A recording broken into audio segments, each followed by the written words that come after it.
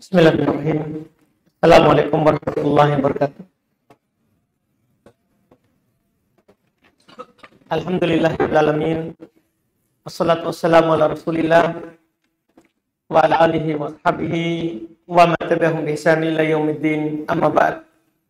Kaum muslimin wal muslimat jamaah salat maghrib rahimani wa rahimakumullah. Alhamdulillah, kembali pada malam hari ini kita melanjutkan kajian kitab Al-Adabul Mufrad, adab yang disendirikan oleh Al-Imam Al-Bukhari rahimahullahu ta'ala. Kita masih di bab birrul walidi al-musyrik, berbuat baik pada orang tua yang musyrik, yang non-muslim, yang kafir. Sudah kita baca hadis yang pertama, haditsnya Sa'ad ibn Abi Waqqas. Di malam hari ini kita akan ambil dan menyelesaikan dua hadits lagi yang beliau bawakan di bab ini. Kata beliau di hadits kedua, rahimahullah, haddatsana al-Humaydi, telah bercerita kepada kami al-Humaydi. Ini nisbah nama penyandaran asalnya. Namanya adalah Abdullah ibn Zubair ibn Isa. Beliau termasuk guru dari Imam Al-Bukhari yang disebut dengan guru yang fiqh terpercaya. Qala, beliau berkata, haddatsana Ibn Uyainah, telah bercerita kepada kami Ibn Uyainah, yaitu Sufyan Ibn Uyainah, salah satu ulama Islam yang terkenal, guru dari guru Imam Al-Bukhari rahimahullah. Qala, beliau berkata, haddatsana Hisham ibn Urwah, telah bercerita kepada kami Hisham ibn Urwah ibn Zubair. Qala, beliau berkata, akhbaroni abi, bapak saya mengabarkan kepada saya, itu Urwah ibn Zubair. Qala, beliau berkata, akhbaratni Asma bintu Abi Bakar, telah bercerita kepadaku Asma, putrinya Abu Bakar. Ya. Qala, dia berkata, atatni ummi wahya ragibah fi ahdin nabi fasa'altun nabiyya asliluha. Qala na'am.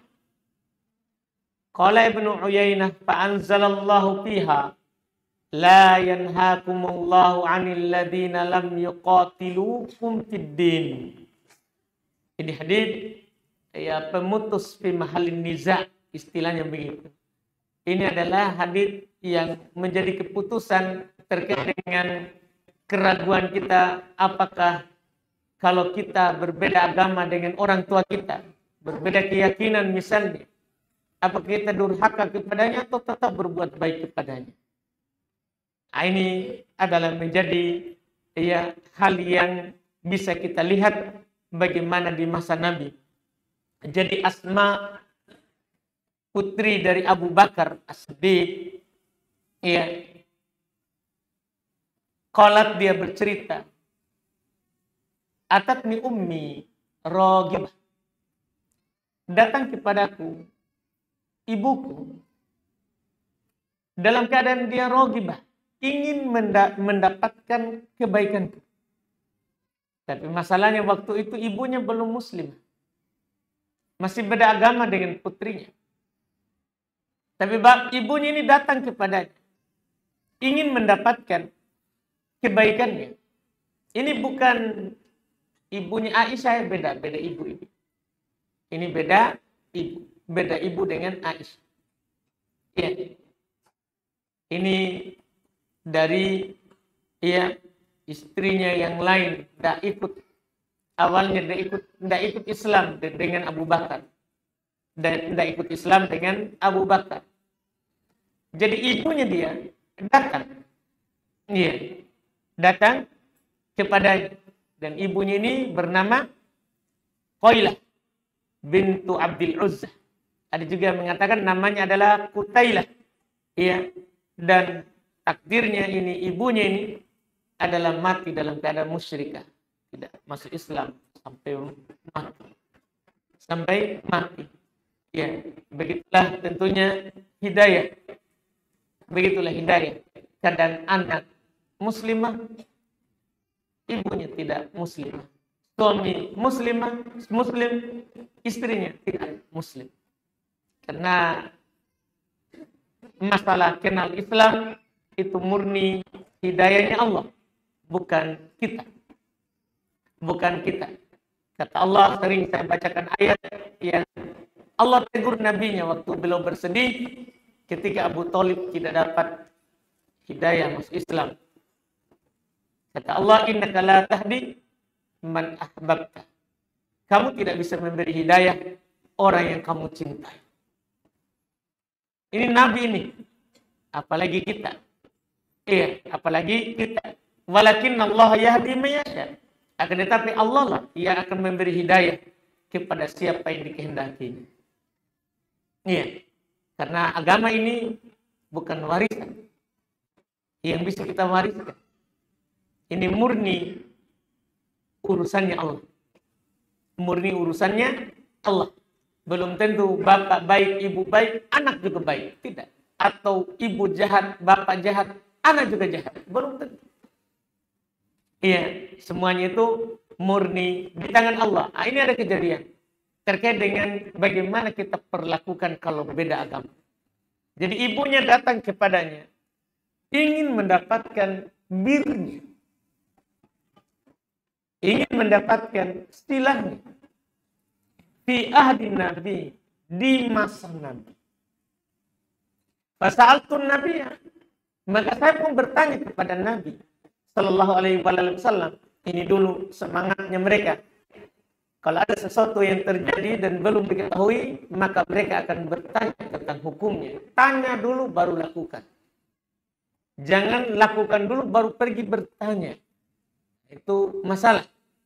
Iya, Muslim kita diajarkan oleh Nabi di masa turunnya wahyu bahwa kalau ada sesuatu yang ingin kita lakukan dan kita belum tahu hukumnya, tanyakan dulu hukumnya, baru nanti kita lakukan. Kalau boleh, kalau tidak kita tahan. Kita tahan. Iya. Jadi dia bertanya kepada Nabi, ibunya kan datang ini. Dia bertanya kepada Nabi, asiluha, apakah saya menyambung silahku dengannya? Karena kan kita ini beda agama. Memang saya lahir dari rahimnya. Tapi beda agama, apakah saya menyambung silaturahmi dengannya? Qala kata Nabi, na'am, iya. Nah, ini dia jawaban pemutus untuk kita. Kita menyambungnya. Kata Nabi, iya kamu sambung. Walaupun dia masih musyrikah. Qala Ibnu Uyainah, maka berkata Ibnu Uyainah, fa'anzalallah, turunlah ayat ini. La yanhakumullahu 'anil ladzina lam yuqatilukum fid-din an tabarruhum wa tuqsitu ilaihi. Allah tidak melarang kalian dari orang-orang yang tidak memerangi kalian dalam agama untuk berbuat baik kepadanya dan berbuat adil kepadanya. Jadi kalau dia tidak perangi kita, tidak menghalangi kita untuk berbuat baik kepadanya, untuk berbuat adil kepadanya. Kecuali dia memerangi, mengusir kita dari negeri kita, dari tempat kita, mengusir kita, ini lain. Tapi kalau dia selama tidak memerangi kita, ya, maka kita tetap berbuat baik kepadanya. Lihat ayat, la yanhakumullah. Allah tidak melarang kalian. Jadi bukan berarti beda agama, langsung kita putus silaturahmi. Apalagi sama agama, hanya kita sedikit beda pandangan. Satu berpendapat, orang tua berpendapat, kunut subuh misal. Orang tua berpendapat, basmalah dijaharkan. Orang tua berpendapat, setelah sholat fardu, zikir, doa. Ini kan tidak membuat orang tua kita kafir. Kalau dia kunut subuh, belum kafir. Kan ini hanyalah masalah cabang dari masalah yang dibicarakan oleh para ulama, apakah kunut subuh itu disyariat atau tidak. Masalah menjaharkan basmalah misalnya, kita beda pandangan dengan orang tua. Iya, ini kan masalah yang kalau dia jaharkan, sholatnya tetap sah. Kalau dia jahatkan. Demikian pula masalah zikir dan doa setelah sholat 5 waktu. Memang Nabi tidak pernah berzikir berjamaah setelah sholat 5 waktu. Tidak pernah sama sekali. Dari pensyariatan sholat 5 waktu di tahun ke-10 kenabian. Nabi sholat berjamaah di Makkah. Nabi sholat belum berjamaah ya. Nabi sholat di Makkah 3 tahun. Tidak ada zikir berjamaah. Karena memang di Makkah belum ada sholat berjamaah. Belum ada kewajiban sholat berjamaah. Di Madinah tahun pertama, belum ada juga kewajiban sholat berjamaah. Jadi tidak ada zikir berjamaah. Di tahun kedua, disyariatkanlah adzan. Tahun 2 Hijriah. Iya, jadi kalau kita melihat sekarang tahun berapa ini? Karena kebetulan baru masuk. 1447. 1447. Berarti sholat berjamaah ini sudah dianjurkan di 1446 tahun. Karena di tahun kedua, Pak. Disyariatkanlah adzan, disyariatkanlah sholat berjamaah di masjid. Mulai dari tahun kedua itu, sampai Nabi hidup lagi setelahnya 9 tahun. Jadi Nabi ya hidup di Madinah kan 10 tahun. Iya, jadi disyariatkan sholat berjamaah tahun kedua, berarti 9 tahun. 9 tahun ini Nabi tidak pernah zikir berjamaah setelah sholat 5 waktu. Siapa yang mengaku punya dalil tidak akan pernah dapat. Tidak ada, karena ini pendek waktunya, mudah. Kalau seandainya dilakukan, pasti dinukil kepada kita. Dan tidak pernah Nabi berdoa berjamaah setelah sholat 5 waktu. Tidak ada sama sekali sepotong penukilan. Ada memang penukilan. Dalam hadis Nabi SAW, bahwa Nabi pernah ditanya, ayu doa asma, doa apakah yang lebih didengar? Yang mustajabah. Nabi berkata, fi jawfil lailil akhir, di sepertiga malam terakhir, wa dubura kulli sholatin maktubah, dan di penghujung sholat 5 waktu. Hadis ini dhaif. Hadis ini dhaif, tidak benar dari Nabi SAW, disebabkan karena ada 2 cacat. Ada 2 cacatnya dalam sanadnya. Iya, ada rawi yang majhul, tidak dikenal yang menukilnya. Terus juga ada keterputusan sanad. Karena yang menukil dari sahabat tidak ketemu dengannya. Sehingga hadits dhaif intinya, hadits dhaif. Tapi orang berpegang dengan itu bahwa ada anjuran untuk. Tapi di sini kan Nabi tidak bilang lakukan berjamaah. Nabi cuma menyatakan doa mustajabah adalah setelah sholat 5 waktu. Tidak ada dinukil dari hadits ini, tidak ada penukilan bahwa Nabi berdoa berjamaah setelah sholat 5 waktu. Siapa yang bisa menukil? Tidak ada satu huruf pun dari Nabi. Satu huruf, Pak, bukan satu huruf saja. Tidak ada penukilan bahwa Nabi zikir berjamaah, sholat berjamaah setelah sholat 5 waktu. Tidak ada. Tapi misalnya kita beda pandangan. Kalau dia zikir berjamaah, sholat, doa berjamaah, ini tidak mengeluarkannya dia dari Islam. Jangan sampai kita seakan-akan bapak sudah keluar dari Islam. Sehingga kita tidak berbuat baik lagi kepadanya. Tidak. Ini saja orang yang jelas-jelas kafir. Asma bertanya kepada Nabi, saya sambung dia? Kata Nabi, iya. Didukunglah dengan hadits tadi. Ayat yang belum sebutkan. Ibnu Uyainah menyebutkan, Sufyan ibn Uyainah sebutkanlah ayat tadi, la yanhaakumullahu 'anil ladina lam yuqatilukum fid din. Allah Subhanahu wa taala tidak melarang kalian dari orang-orang yang tidak memerangi kalian dalam agama untuk berbuat baik kepadanya dan berbuat adil kepadanya. Ini hadis pertama tentunya yang kita sebutkan tadi, semangatnya itu para sahabat untuk mengenal hukum Islam. Semangat mereka, ada masalah ditanya. Ada perkara yang dia mau tahu, dia tanyakan. Kemudian kita melihat keadaan orang terdahulu, generasi terbaik, manusia terbaik, mereka itu lebih mendahulukan agama daripada kerabat. Bayangkan, mereka lebih mendahulukan agama daripada kerabat. Iya, kalau seandainya Nabi bilang tidak, dia tidak akan sambung. Ini para sahabat. Ini perempuan ini, Asma binti Abi Bakar. Kalau kita bertanya dan mencari tahu bagaimana mereka dulu, bagaimana mereka mendahulukan agama daripada kerabat, itu sangat banyak sekali. Sangat banyak sekali. Ya, dari mereka. Bahwa agama adalah segalanya. Dibandingkan dengan kerabat. Tapi kalau bertentangan. Jika bertentangan.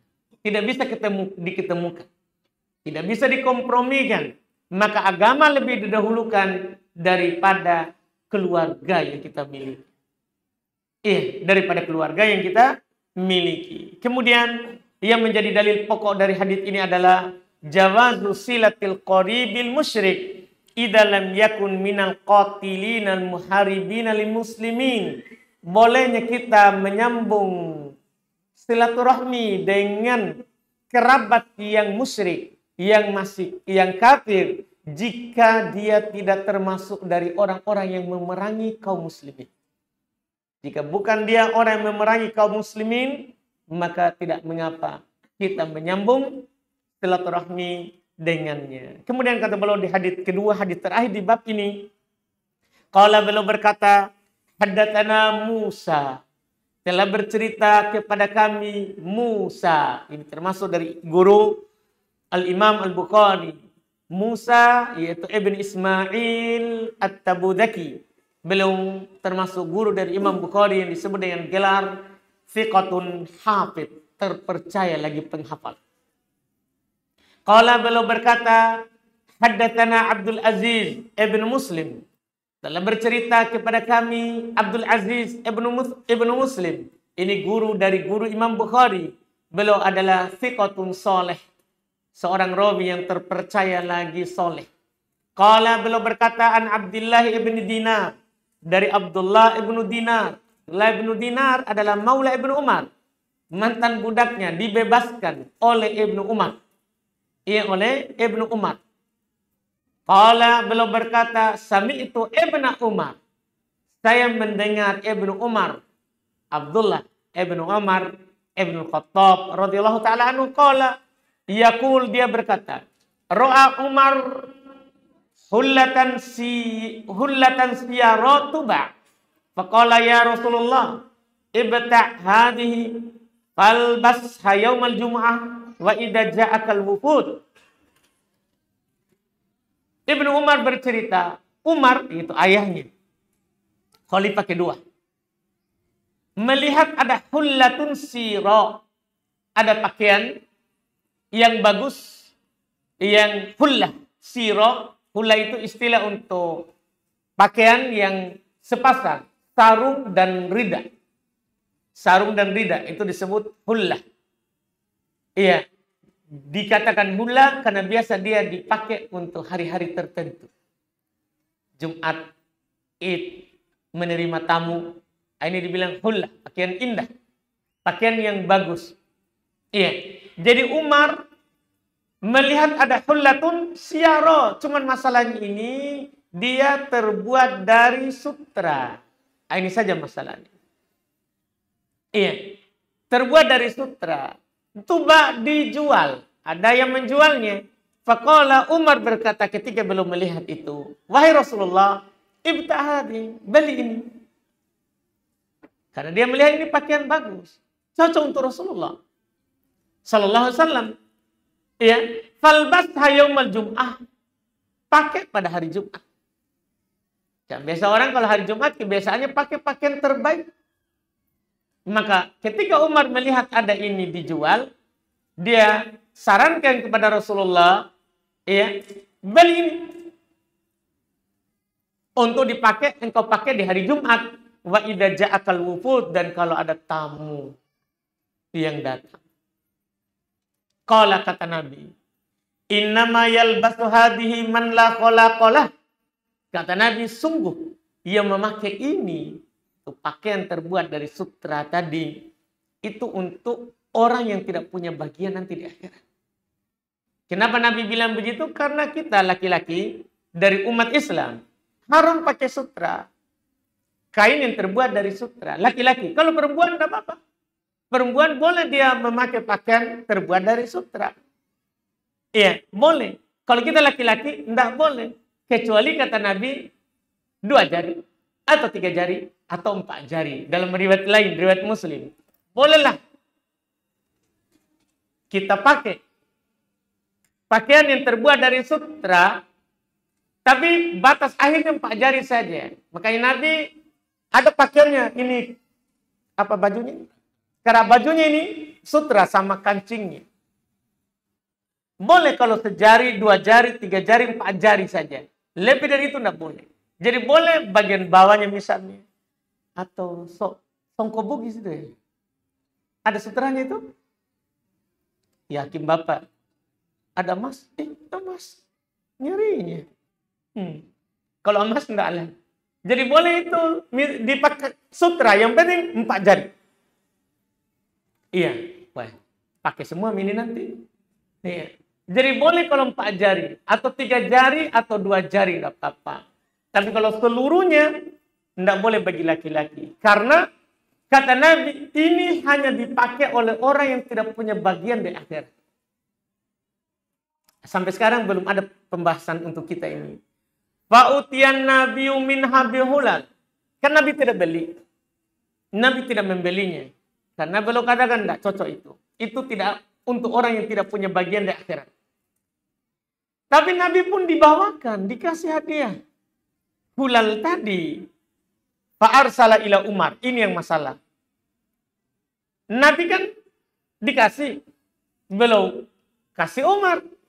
Disinilah bolehnya itu kalau kita dikasih hadiah. Terus kita tidak pakai. Boleh kita kasih orang. Yang bisa memakai. Yang kita hadiahkan lagi ke orang. Kecuali orang itu bersyarat. Saya kasih ini tapi pakai kena. Jangan lalu kasih orang. Tidak boleh kita kasih. Kita pakai sampainya hancur. Sampainya tidak bisa lagi dipakai.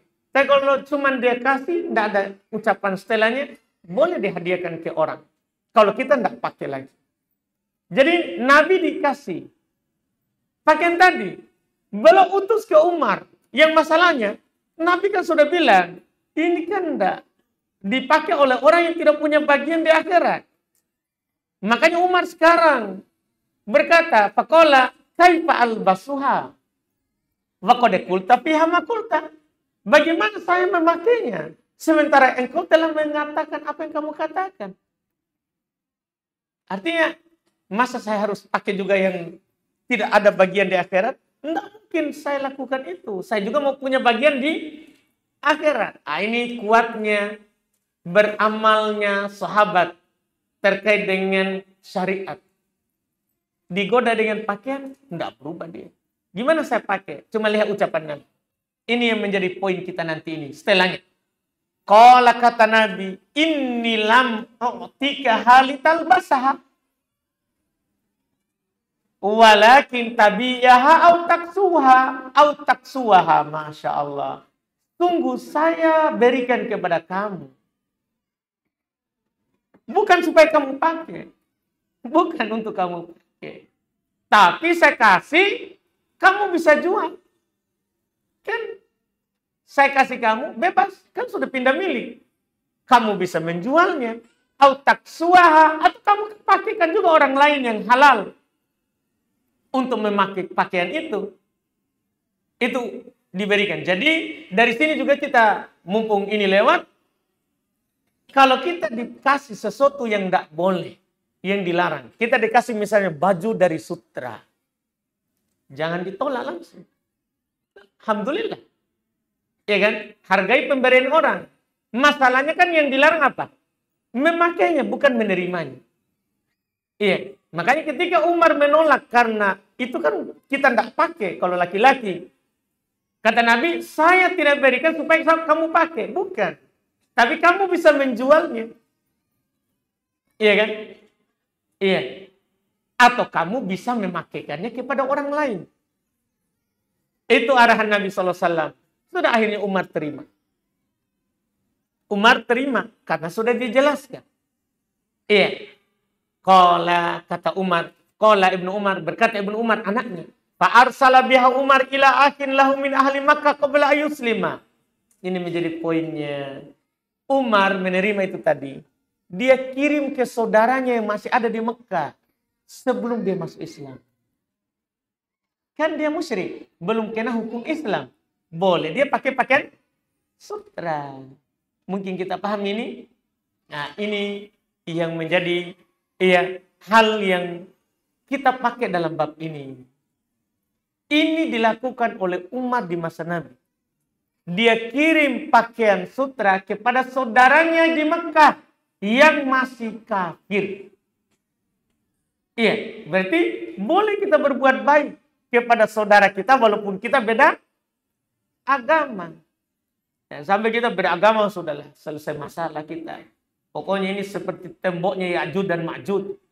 Tidak bisa lagi dinaiki. Tidak. Ini saudara. Selama saudara beda agama, tetap kita berbuat baik kepadanya. Ya kadang sebagian kita terlalu kaku sekali. Tentunya wajar. Ilmu belum sampai tentunya. Itu udur tentunya. Kadang kita beda agama dengan orang tua, kaku sekali kita. Iya. Pokoknya kalau sudah orang tua kafir, kita muslim, tidak ke sana lagi. Tetap kita ke sana, tetap berbuat baik kepadanya, dan tetap juga mahram. Orang tua, walaupun kafir, tetap mahram untuk kita. Kan bukan tidak mahram lagi, seakan-akan kita ini sudah tidak mahram.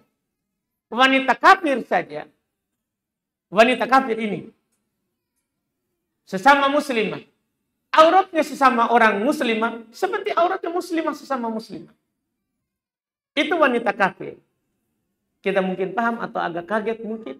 Jangan sampai karena kita sudah cadar nih misalnya, atau kita sudah jilbab besar misalnya, oh ketemu wanita kafir harus pakaian lengkap. Enggak, masih perempuan. Sesama perempuan auratnya tetap sama walaupun beda agama. Itu tidak ada hubungan nasab tak itu. Apalagi yang itu orang tua kita masih mahram. Kenapa kita putuskan? Karena tidak menghalangi kita untuk berbuat baik kepadanya. Walaupun kita beda agama. Ini yang sangat penting sekali dalam bab ini. Ya, dalam bab berbuat baik kepada orang tua walaupun dia masih apa? Musyrik. Iya, ini selesai bab ini dengan yang belum sebutkan 3 hadis. Pekan lalu sudah 1, pekan ini alhamdulillah kita dapat 2 hadis setelahnya di bab 14. Ini kita ambil nanti saja, ini bab la yasubbu walidaih, bab tidak boleh mencela orang tua. Alhamdulillah kita lanjutkan di pertemuan akan datang. Kalau ada pertanyaan, silakan. Boleh langsung. Silakan, Pak.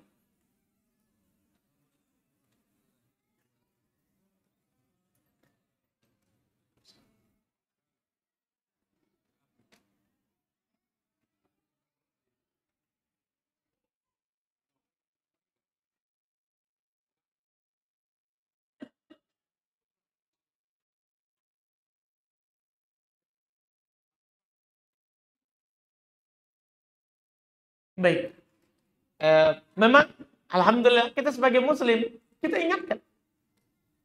Itu tujuan Nabi SAW diperintahkan untuk memberikan peringatan. Kita juga kasih tahu. Tapi kalau dia tidak terima, bahkan dia melawan, tidak masalah, sabar saja. Nabi itu kita bukan orang pertama.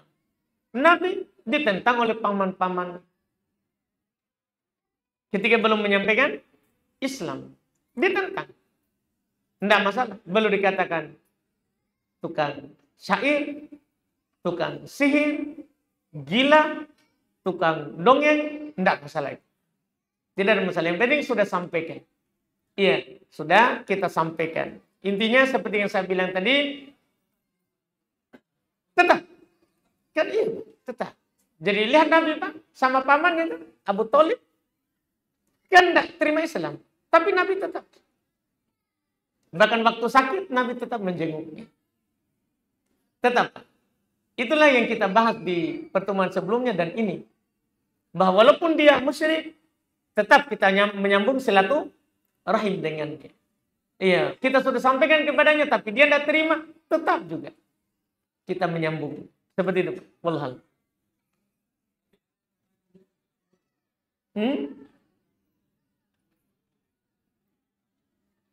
Tidak boleh bergaul. Siapa yang bilang? Kan? Berarti baik Pak. Berarti itu kan hal lain. Berarti itu kan karena perkara luar. Jadi kita berbicara asal. Kan tadi sudah cukup itu sebenarnya Pak. Ketika ibu, apalagi orang lain, ibu dari Asma masih musyrik dan meninggal di atas musyrikah, datang ingin mendapatkan kebaikan putrinya, dia tanya kepada Nabi, sambung.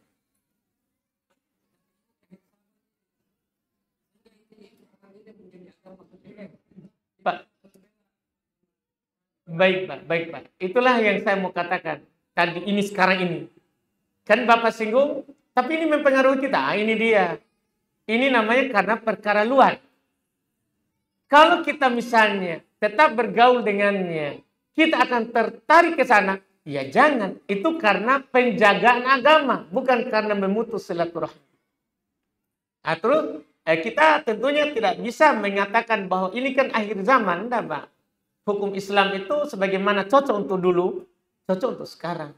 Dan cocok untuk turun sampai turunnya Dajjal. Ini agama, Pak.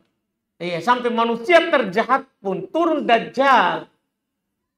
Agama ini tetap cocok. Jadi seperti itu, Pak. Tetap begitu hukum. Tetap seperti itu hukumnya. Wallahualam. Silakan, Pak. Salam alaikum.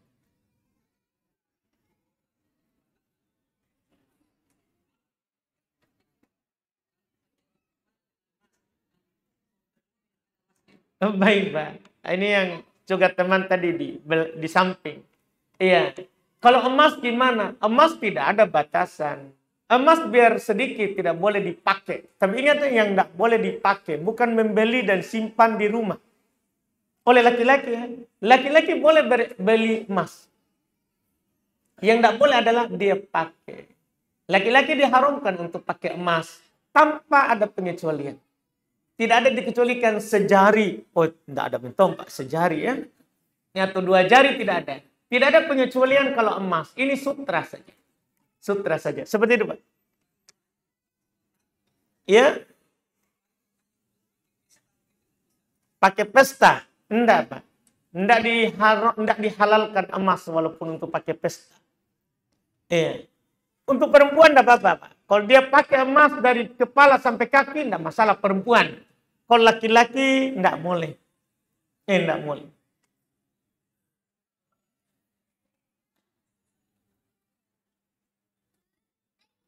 Katanya apakah betul reinkarnasi itu ada? Saya pernah bertemu dengan seorang yang tidak saya kenali. Tapi di dalam ingatanku sepertinya saya kenal beberapa tahun yang lalu. Apakah saya pernah hidup sebelumnya? Lupa ingatan sih gampang ini. Iya. Saya pernah bermimpi ditemui oleh orang banyak, oleh banyak anak kecil. Apakah itu anakku yang sudah pernah saya kandung? Tapi qadarullah keguguran dan keguguran sudah 4 kali. Ya, ini kita bermimpi atau sadar? Kalau mimpi, maka dilihat. Kalau kita hanya bermimpi ya, bermimpi kemudian kita melihat orangnya setelahnya. Atau kita bermimpi anak telah keguguran, kemudian kita lihat anak-anak yang banyak. Kalau itu mimpi, dilihat. Kalau kita baca ayat kursi, kemudian tetap datang itu mimpi dan kita lihat di nyata, dari Allah. Kalau kita baca ayat kursi. Karena kalau kita baca ayat kursi sebelum tidur, setan tidak akan mendekati kita sampai subuh. Sampai kita bangun. Tapi kalau kita tidak baca ayat kursi, maka ada dua kemungkinan. Bisa dari setan, itu satu. Yang kedua, bisa dari kita sendiri. Adghatu ahlam, bunga tidur. Kita hayalkan sebelum tidur. Itu terus yang kita hayalkan. Kita hayalkan anak-anakku sudah gimana ini yang keguguran dulu. Menghayal terus begitu. Terbawa di mimpi. Terbawa di mimpi. Ini namanya adghatu ahlan. Ia hanya bunga tidur biasa. Tidak ada apa-apanya. Ada juga dari setan. Kalau kita tidak hayalkan. Tidak baca ayat kursi. Kita tidak juga hayalkan. Akhirnya kita juga mimpi. Maka mimpi itu dari setan. Mimpi itu dari setan. Jadi itu saja yang kita lihat. Bisa saja tadi itu orang yang pernah kita lihat itu, yang kita lihat itu adalah sudah kita dihayalkan oleh setan untuk mengganggu kita. Akhirnya kita berkeyakinanlah dengan keyakinan salah tadi. Adanya apa? Reinkarnasi. Setiap 50 tahun hidup kembali dia. Iya, tidak ada. Tidak ada. Tidak ada reinkarnasi dalam keyakinan Islam. Semua orang yang telah meninggal tidak bangkit lagi kecuali nanti hari kiamat. Iya, kata Allah, minha khalaqnakum. Dari tanah kami ciptakan asal kalian. Wa fiha nu'idukum, dan ke tanah kami akan kembalikan kalian. Wa fiha wa minha nukhrijukum taratan ukhra. Dari tanah pula nanti kami akan membangkitkan kalian. Jadi kalau Allah tidak bangkitkan, tidak ada kita. Kita tidak bangkit-bangkit lagi. Makanya orang yang meninggal, Pak, yang mendapatkan nikmat kubur, dia selalu bilang kepada Allah, Ya Rabb, aqimis sa'ah. Fa'arji ila ahli. Wahai Tuhanku, tegakkan hari kiamat supaya saya kembali ke keluargaku. Untuk kasih tahu, kalau ada orang bilang, datang bapakku, mamaku saat sudah meninggal nih. Nah, siapkan kuenya di sudut-sudut. Karena datang, tidak akan datang. Hari kiamat baru datang kembali kepada kita. Tidak ada datang ruh ke rumah kita. Iya, itu keyakinan yang tentunya salah. Tapi betul Ustaz, seperti mukanya setan. Setan bisa menyerupai muka bapak ibu tak? Iya, kata Allah, innama dzalika syaitanu yukhawwifu awliya. Itu hanya setan yang mempertakut-takuti walinya, pengikutnya. Jadi yang takut juga pengikutnya setan. Jadi sama-sama setan juga. Begitu itu yang takut. Jadi kalau ada kita lihat, oh, kuliah memang pocong Ustaz. Pocong, seperti mukanya itu meninggal. Setan. Itu hanya setan yang menakuti para wali. Para pengikutnya. Para pengikut. Jadi itu pertakutan dari setan. Adapun dia tidak akan keluar lagi. Wallahualam.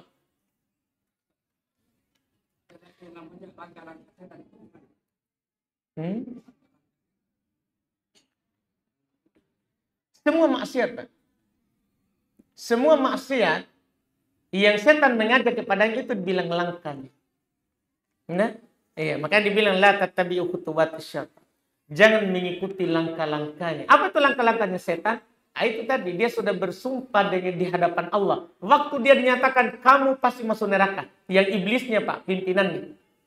Ketika dia tidak mau sujud kepada Adam, Allah pastikan dia kamu neraka. Maka dia minta masa tangguh kepada Allah supaya hidup sampai hari kiamat. Sampai terjadi hari kiamat, hidup. Dan dia bersumpah, la ughwiyannahum fa bi'izzatik la ughwiyannahum ajma'in. Demi keperkasaanmu, saya akan menyesatkan mereka seluruhnya. Itu milangkanya.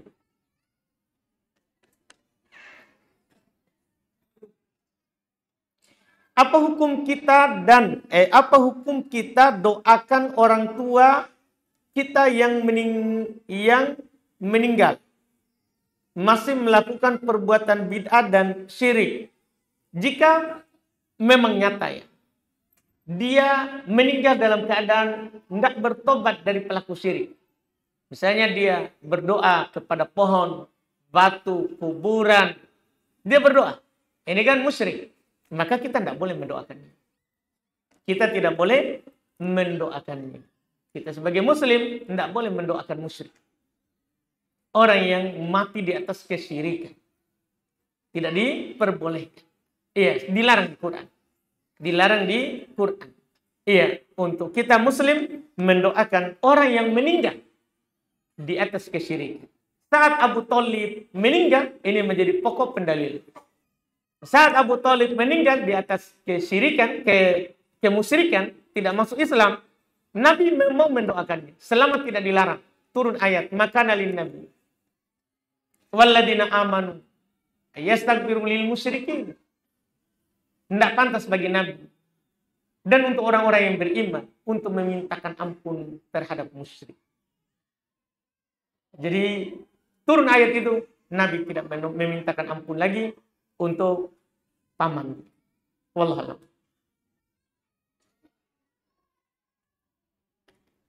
Kemudian masalah bid'ah, bid'ah belum tentu mengkafirkan.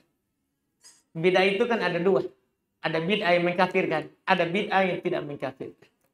Jadi kalau bid'ahnya tidak sampai mengkafirkannya, maka tentunya kita tetap mendoakan. Kita tetap mendoakan orang tua kita. Kenapa Pak Ustadz?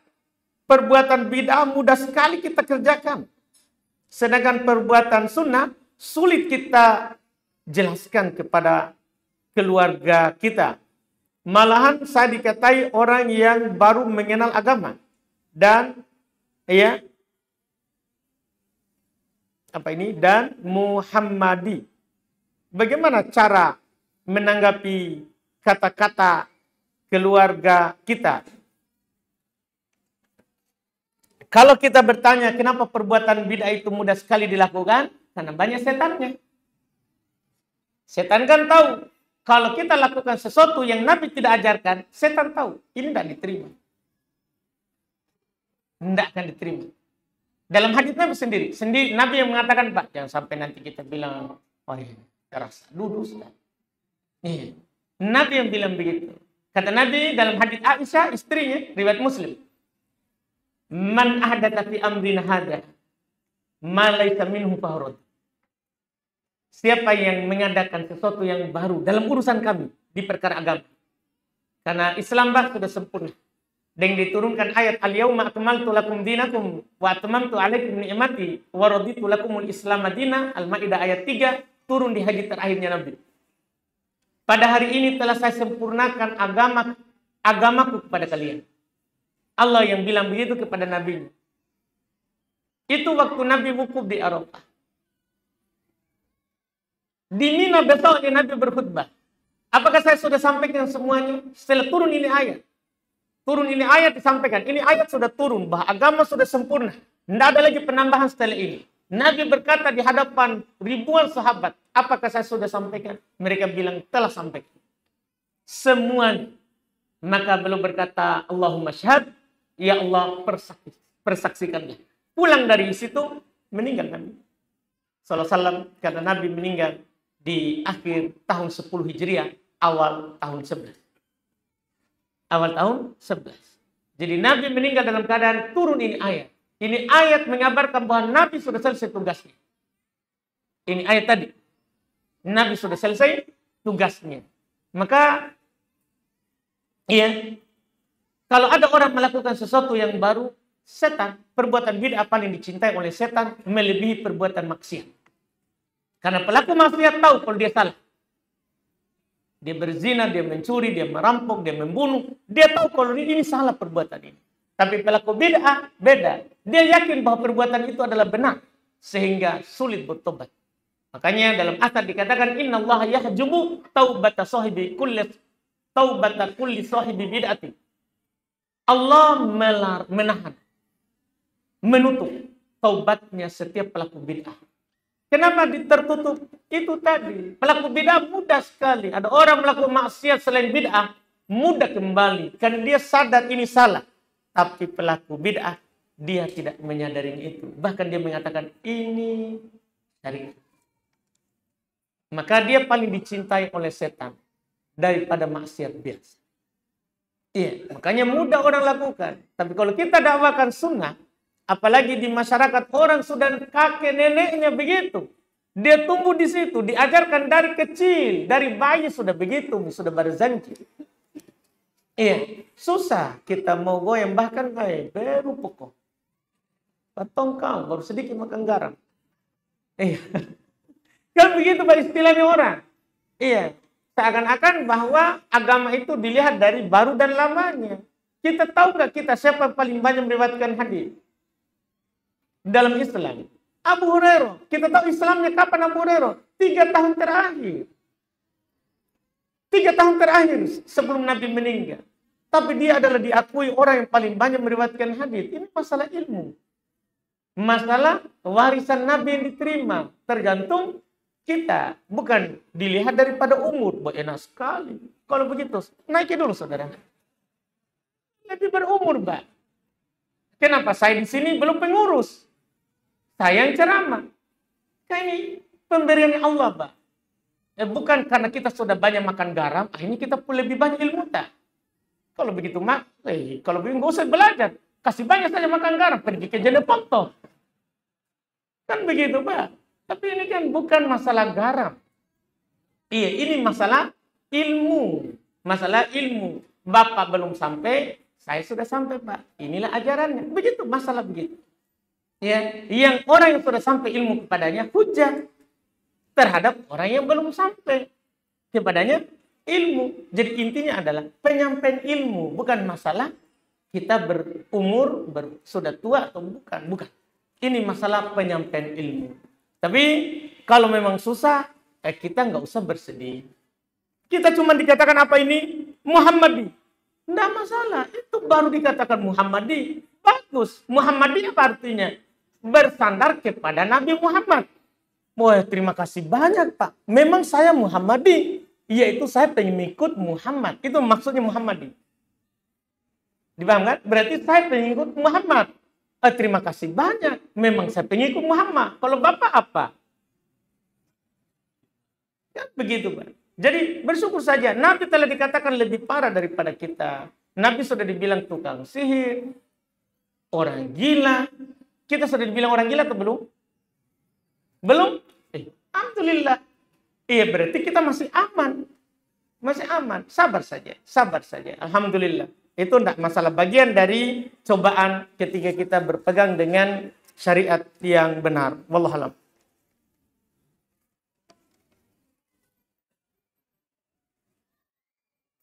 Ustaz, sampai manakah batasan harta anak itu harta orang tua? Tidak ada batasannya. Tidak ada. Anak laki-laki ya. Anak laki-laki, hartanya anak laki-laki punyanya bapak. Harta anak perempuan yang tidak ada kaitannya dengan suaminya, punyanya bapaknya. Punyanya bapaknya. Nabi cuma mengatakan, kamu dan hartamu punya bapakmu. Kamu dan hartamu punya bapakmu. Jadi tidak ada di situ batasannya. Tidak ada dikatakan sekian. Enggak. Kalau bapak kita mau yang kita punya, punyanya kasih. Punyanya kita kasih.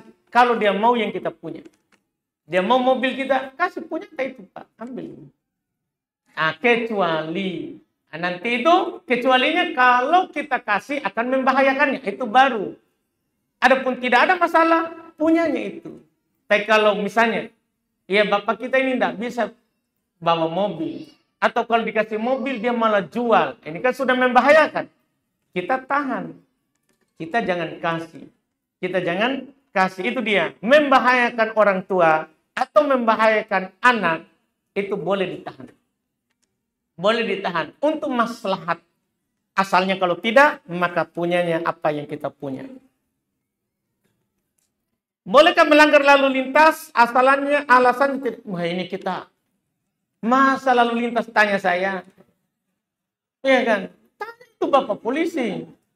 Jadi kita pergi dulu tanya sana, Pak, saya mau melanggar di situ, boleh atau tidak? Kalau dia bilang, silakan. Lanjut lagi. Kan begitu. Kalau dia bilang tidak boleh, langgar, maka kita bilang. Enggak. Jadi yang masalah-masalah pemerintah, tanyakan kepada pemerintah. Jangan tanya ke ustaz. Jangan tanya ke ustaz. Salah tempat gitu, dolim gitu. Silakan Pak.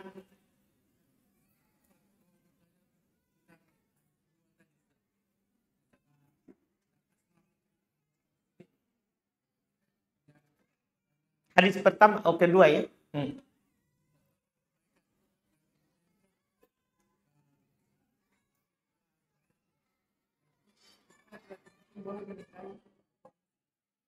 Oh, beda cerita, Bang. Ini tadi itu menyambung silaturahmi. Kita berbicara nikah.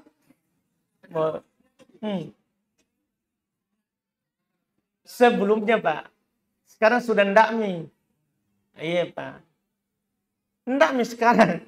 Iya, Pak. Kita jangan ambil kesimpulan begitu. Jadi kita ndak boleh menikahi musyrik. Iya, tidak boleh menikahi apa? Perempuan non muslim. Kecuali ahli kitab.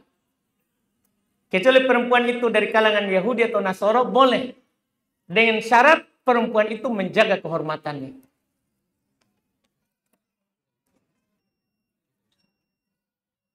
Ya. Habis Pak waktunya. Saya juga tidak dengar. Baik, katanya cukup. Bilang gitu loh Pak. Alhamdulillah. Katanya cukup Pak. Alhamdulillah. Mudah-mudahan bermanfaat. Alhamdulillah. Kita lanjut lagi di pertemuan yang akan datang. Pekan depan minta izin libur Pak saya. Jadi pekan depan ini saya minta izin libur. Jadi kita pekan depannya lagi baru mulai lagi. Insyaallah. Alhamdulillah. Jazakumullah khairan. Subhanaka wa bihamdika asyhadu an la ilaha illa anta astaghfiruka wa atubu ilaik. Assalamualaikum warahmatullahi wabarakatuh.